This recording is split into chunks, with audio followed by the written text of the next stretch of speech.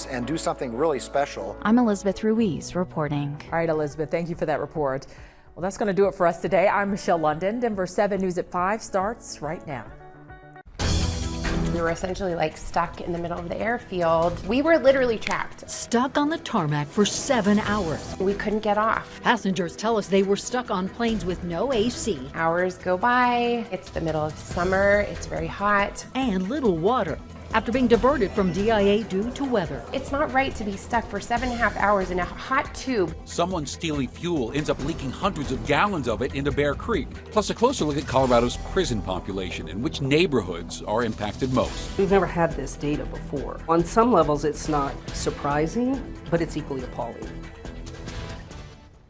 Good evening, and thank you for joining us for Denver 7 News at 5. I'm Ann Trujillo. I'm Shannon Ogden. Glad you're with us tonight. We're going to begin with a travel nightmare for passengers flying into DIA yesterday afternoon. The airport says the FAA diverted about 51 flights to other airports due to weather, and getting back to Denver was no easy feat. Denver 7's Patrick Perez is joining us live now outside the airport. Patrick, passengers you spoke with understandably were so frustrated.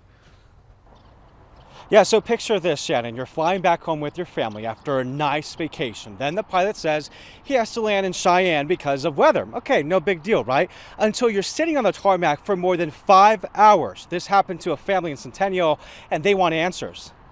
Mara Holiday is happy to be back home in Centennial after a nightmare of a flight Sunday. We had to survive. I mean, there's nothing we could do. She says her United Airlines flight from Orlando after visiting Disney World with her 2 girls was smooth sailing until they approached Denver. That's when the pilot came on and said they had to land in Cheyenne because the FAA had issued a ground stop due to unfavorable winds in the area. At that point, no one had any alarm, We're happy to be traveling safely at that point. Dave Cunningham, director of operations at Denver's airport, says planes diverting for weather is more common than people may think. Anytime there's thunderstorm activity, over or in the vicinity of the airport, we have the possibility of this happening. But what passengers like Mara thought would be a quick stop turned into hours of desperation. We were literally trapped. For about 7 hours, Mara says she and her fellow passengers sat inside a hot plane on Cheyenne Regional Airport's tarmac with no food or water, no answers, and no way to deplane. One person starts having a diabetic emergency, a baby doesn't have diapers, a person starts having a panic attack. They start punching and hitting the wall of the plane, screaming. Mara says, according to the pilot, the runway in Cheyenne was under construction and was too short to take off from safely with all the passengers and luggage on board. They had to wait for a rescue plane to come from Denver to pick up some of the passengers to reduce the weight. I stayed on the plane. 20 people got off and all of the luggage onto the other rescue flight. Mara and her children finally arrived at DIA at about 2 a.m. online flight records show. Now she wants United to take responsibility as she feels her rights as a passenger were violated. This was such a breakdown on so many levels on the part of United in that they didn't have any idea what to do. So I reached out to United to ask why it would divert planes to an airport that clearly did not have the capacity for them. They were just way too big, and whether the airline violated passengers' rights under Department of Transportation rules that say they cannot be on the tarmac for more than 3 hours, except for a few exceptions. I'm obviously still waiting to hear for a response or get a response from them. Mara says all she's heard of from United is getting a $75 voucher. But Ann, I know you also had a very similar experience to this. Thankfully, not that bad, Patrick. Only a trip to Albuquerque, and it was a quick one. But yeah, 5 hours later, I made it home. So thankfully, happy to be home. Yeah. All right. Thank you, Patrick. Yeah. And listen, by the way, if you do have a late or early morning flight out of the airport coming up, know that DIA has begun overnight road work along Pena Boulevard. Single and double lanes of both inbound and outbound Pena will be closed overnight, Sundays through Thursdays. It was backed up last night, let me tell you. Inbound lanes will close starting at 8 p.m. Outbound lanes will close starting at 11 p.m. and all lanes should reopen the next day by 7 a.m. And DIA officials are hoping to have the work finished by the end of August. Well, today's so much cooler than we saw over the weekend, and in the mountains, even a bit of snow. The National Weather Service tweeted out this photo of possible snow falling at Wilkinson Pass in Park County. This is about 30 miles west of Woodland Park.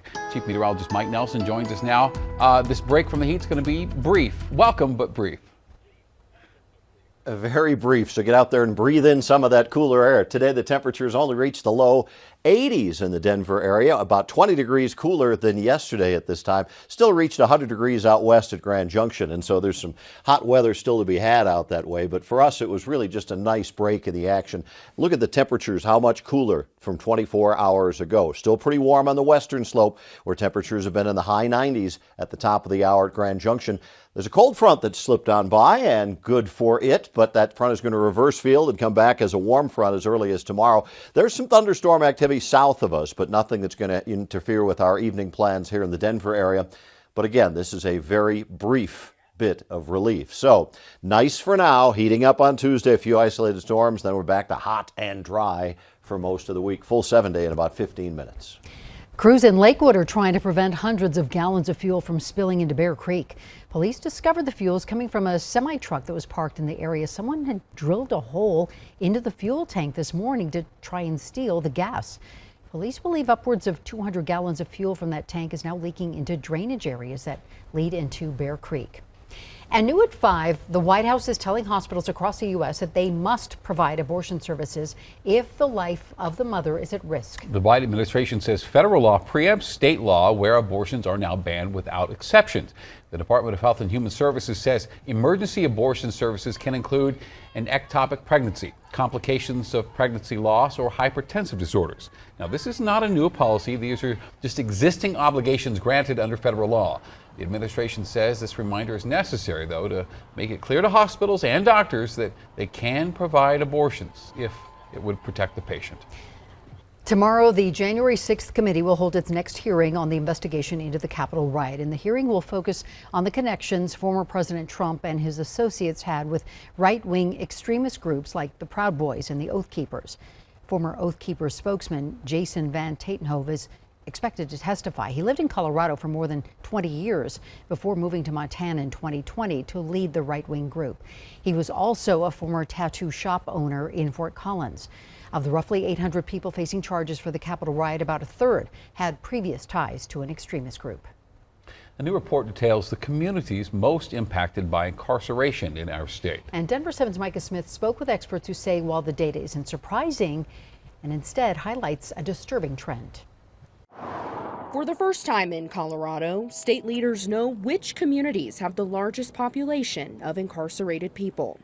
In 2020, there was legislation that was passed that ended what is known as prison gerrymandering, which had been the practice for during the census process, where you count people in prison in the community where they are incarcerated and not in their home community. Colorado Criminal Justice Reform Coalition Executive Director Christy Donner says now that inmates are counted in their hometown populations, the new data reveals an unsurprising but disturbing trend. Incarceration impacts different communities differently, particularly the overuse of incarceration and over-policing in predominantly communities of color and low-income communities. Perhaps unsurprisingly, Denver sends more people to prison than any other place in the state, with its big population. But Mike Wessler with the Prison Policy Initiative, the organization that helped collect and organize the data, says the neighborhood impacts were surprising. One of these communities, which is Sun Valley, 2% of its population is in state prison right now. Now imagine 1 out of every 50 people that you know just disappeared and went to prison tomorrow. The data also showed there are 9 times as many incarcerated people from Elyria Swansea than from Washington Park West. Now that we know the neighborhoods that these people are coming from, we can develop programs and place them in these communities to help break the cycle of poverty. Let's invest in these communities differently. Donner says she hopes this data empowers state leaders to redirect funding and address the underlying causes of mass incarceration in Colorado's most vulnerable communities. Reporting in Denver, Micah Smith, Denver 7. Everybody just welcome coming in through the doors. Keeping everyone upbeat while serving their community. An Aurora volunteer is getting credit for keeping others committed to giving back. I'm seeing all the beautiful work, the smiles on the people's faces, and just the good times here, really. It feels like family here. Fresh off their Stanley Cup victory, the Avs are giving out some promotions to the front office. It's incredible to have continue to work together. And the White House reveals the first color photo from a $10 billion telescope, revealing snapshots of the universe. Light from other worlds, orbiting stars, far beyond our own. It's astounding to me.